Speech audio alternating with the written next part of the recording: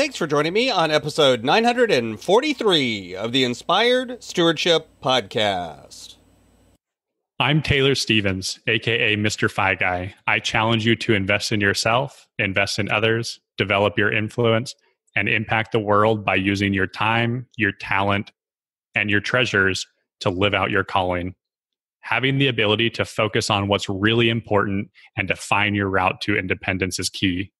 And one way to be inspired to do that is to listen to this, the Inspired Stewardship Podcast with my friend, Scott Mater. Instead of sending emails at 2 in the morning and expecting an answer, you actually understand that people need to take time off and recharge.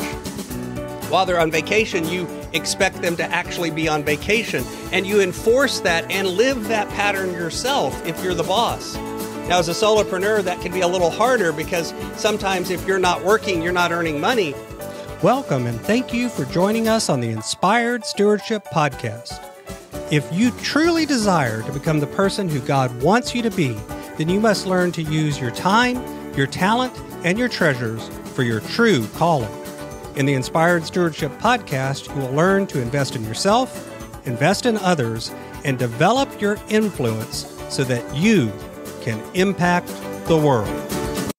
In today's episode about investing in others by stewarding your time, I talk with you about how top performers can avoid burnout. I also share how to recognize the signs of burnout in yourself and others. And I also talk about how burnout leads to bigger issues than just losing employees. As we talk about stewarding your time, wouldn't it be great if you could support this podcast and do it without just taking too long? Turns out you can. All you have to do is use inspiredstewardship.com/Amazon when you're ready to make a purchase via Amazon, and a small commission will come back to support the show just that quick. If you enjoy the show when you are ready to buy from Amazon, just use inspiredstewardship.com/Amazon. One of the things that happens is there's often people that are top performers. You're probably one of them. These are the people that deliver more than they're asked, that work hard, that are constantly the ones at the top of the list. Whether they're working for someone else or working for themselves, they're always going above and beyond to try to deliver more. But what happens is oftentimes these top performers begin to burn out. We've talked about burnout before on the podcast, but I wanted to go into a little bit of detail about how to recognize burnout and then some of the things that you can do to avoid it. First off, you need to know for yourself and for others to begin to look for the signs and educate each other on what are the signs that burnout may be happening. Here are some of those. You may have exhaustion or difficulty sleeping. You may have lower productivity. Maybe you begin to see the amount that you get done each day go lower and lower. You begin to make mistakes and forget to do things, overlook tasks and jobs that are coming up. You have a higher rate of illness or more sick days or absentee days. You begin to suffer from depression or irritability, or you get very cynical and begin to lash out with sarcasm and cynicism. And then, of course, you begin to see absenteeism, lateness, or even sometimes stated plans about leaving. All of these are signs of burnout. And often, by the time you're seeing all of these, the person is already well on their way to completely burning out. So you need to begin to look for these and see them early and teach each other what to look for. If you're a solopreneur, you're going to see some of these things from time to time. But when it becomes a pattern, that's going to be a problem. And if you're an employer and you have employees, you may see it from time to time. But when it becomes an overarching pattern, especially when it's your top performers exhibiting it, this is a problem. So how can you begin to help people avoid it? Or if you're working for yourself, how can you help yourself? One of those things is assigning fair workloads. Oftentimes, the top performers are always asked to go above and beyond and do even more, and that can lead to burnout.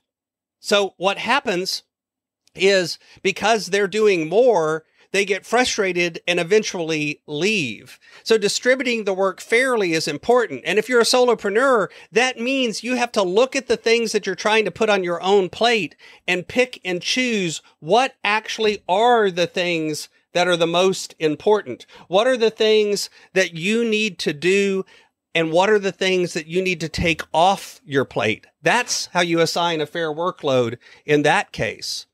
You also need to make sure that employees are trained and know what they're supposed to be doing. Or as a solopreneur, that you've clearly identified what are the jobs that you're working on. And even if you can't outsource them, you're still developing processes and training for yourself as well, because oftentimes we just end up winging it all the time, and that creates burnout. For employees, it's the same thing. If we don't train them, that creates burnout. And then also creating an opportunity for feedback, checking in with your employees if you're an employer and letting them help identify what problems they're having, make sure that they know their goals and their expectations, help each member collaborate with others. And again, if you're employed by yourself, create a system where you give feedback to yourself. Create a regular pattern of reviewing what's going on and examining that. And then the last one, and probably in many ways the most important, help develop work-life balance. Now, I don't like that term because balance to a lot of people implies equalness. But what I mean is make sure that you're creating time for vacations, for breaks, for mental health days, for time off. You create flexible schedules or options to do remote work. You create boundaries and tell people, turn off your email at a certain time, and you actually expect them to do that. Instead of sending emails at 2 a.m. and expecting an answer, you actually understand that people need to take time off and recharge. While they're on vacation, you expect them to actually be on vacation, and you enforce that and live that pattern yourself if you're the boss. Now, as a solopreneur, that can be a little harder because sometimes if you're not working, you're not earning money, but it still doesn't matter. You have to schedule in that time to take a break, to give yourself some time off. The truth is, burnout leads to more than just losing employees. Burnout leads to health problems. Burnout leads to irritability and lashing out at others. Burnout leads to not having good relationships and not having good energy. Burnout leads to lots and lots of lost effort and time and money because of the stress and strain it puts on us. And learning to recognize these signs early and avoid them is something we all need to be better at doing. Thanks for listening. Thanks so much for listening to the Inspired Stewardship podcast. As a subscriber and listener, we challenge you to not just sit back and passively listen, but act on what you've heard and find a way to live your calling.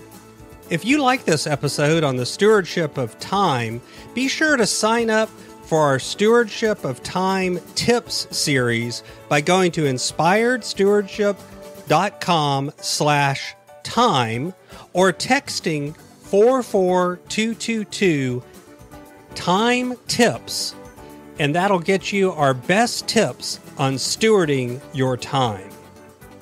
Until next time, invest your time, your talent, and your treasures. Develop your influence and impact the world.